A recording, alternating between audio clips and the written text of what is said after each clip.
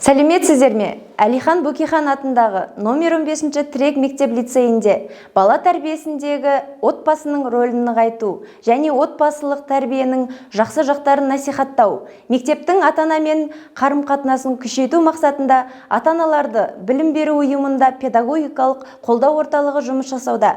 Міне, бүгінде орталықтың кезекті отырысына келген ата-аналарды қарсы алайық.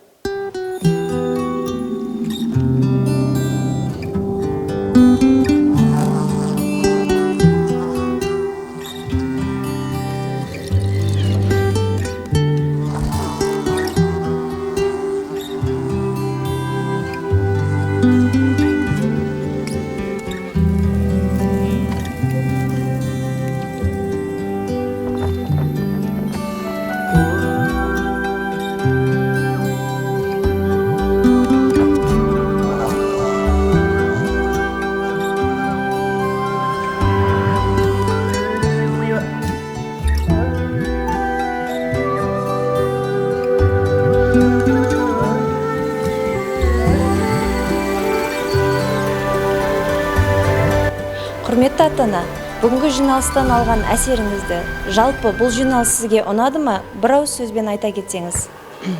Иә, бүгінгі жиналысқа қатысып өте ұнады. Алған әсерім өте тамаша. Өзіме керекті мағлұматтарды алдым деп ойлаймын. Осындай ата-аналарды қолдау орталығы көптеп ашылса, ата-аналарға үлкен көмек болар еді деп ойлаймын. Өте тамаша. Мінекей, бүгінгі ата-аналарды қолдау орталығының кезекті жиналысы өз мәресіне жетті. Ата-аналарымыз өзіне керекті мағлұматтарды алды деген ойдамын. Қош сау болыңыздар.